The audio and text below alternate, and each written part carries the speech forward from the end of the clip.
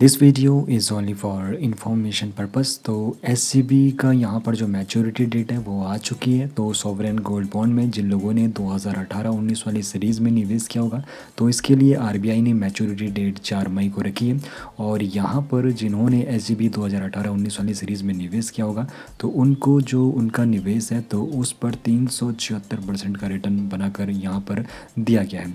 अब यहाँ पर जो इसका लॉक इन पीरियड था 8 साल का, यहाँ पर आप लोगों का निवेश था। तो 2018-19 एसजीबी सीरीज़ में निवेश करने वालों के लिए ये नंबर काफ़ी बड़ा रहने वाला है।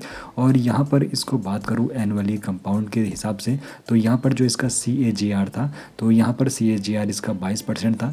एसजीबी का जो लॉगिन पीरियड होता है वो 8 साल का होता है, यानी कि आप लोग 8 साल तक यहाँ पर निवेशित रहते हो। और ऐसे में जो इसका CAGR है 22% था, जो कि काफ़ी अच्छा नंबर है।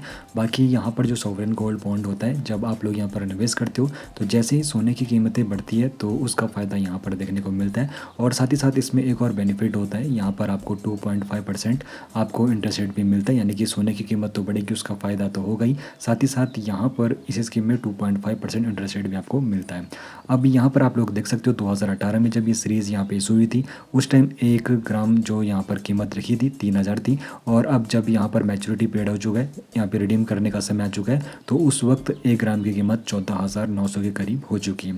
अब यहाँ पर आरबीआई आखिर ये कैलकुलेट कैसे करता है, तो IBGA सोना यहाँ पे 999 शुद्धता सोने की यहाँ पे कीमत आंकता है। उसके बाद मैच्योरिटी से अंतिम 3 दिन पहले यानी कि 28, 29 और 30 अप्रैल को जो कीमतें थी उसको क्या करता है, जो यहाँ पे साधारण औसत जो होता है तीनों दिनों की कीमतों का यहाँ पे औसत निकालता है, उसके बाद यहाँ पर कैलकुलेट किया जाता है। तो यहाँ पे एसजीबी की जो टाइमलाइन थी मई 2018 में आई थी, 2018-19 वाली सीरीज़, फिर मई 2023 में यहाँ पे समय से पहले निकासी का विकल्प भी खोला था, और मई 2026 में बॉन्ड की अंतिम मैच्योरिटी थी और ये 4 मई 2026 को रखी गई है।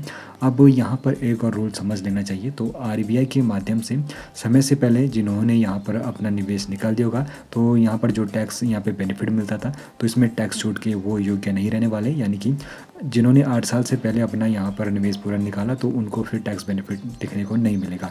अभी यहाँ पर देखो, जो लोग लंबे समय तक निवेशित रहे तो उनको यहाँ पर फ़ायदा क्या होगा, एक तो यहाँ पर उनको फ़ायदा होगा टैक्स बेनिफिट का, यानी कि उनका जो यहाँ पर टैक्स देना होगा वो नहीं देना होगा, बिल्कुल टैक्स फ्री उनका कैपिटल गेन होगा। और बाकी जिन्होंने समय से पहले यानी कि 8 साल से पहले अपना निकासी कर दिया तो उनको फिर उस अमाउंट पर टैक्स देना होगा। अभी यहाँ पर देखो, जिन्होंने प्राइमरी तरीके से सोना खरीदा होगा और 8 साल होल्डिंग गई होगी तो उनको बिल्कुल यहाँ पे टैक्स फ्री अमाउंट रहेगा। जिसने सेकेंडरी मार्केट से ख़रीदा होगा तो उसको भी टैक्सेबल वो अमाउंट रहेगा। और जिन्होंने प्राइमरी मार्केट से तो ख़रीदा होगा लेकिन 8 साल से पहले अपनी होल्डिंग बेच दी थी उनको भी यहाँ पे टैक्सेबल होगा उनका अमाउंट। तो क्या नए बॉन्ड या शानदार तालमेल दोहरा पाएंगे, आपके इस बारे में क्या राय है? बाकी निवेश से पहले फाइनेंशियल एडवाइजर से ही एडवाइस लेनी चाहिए।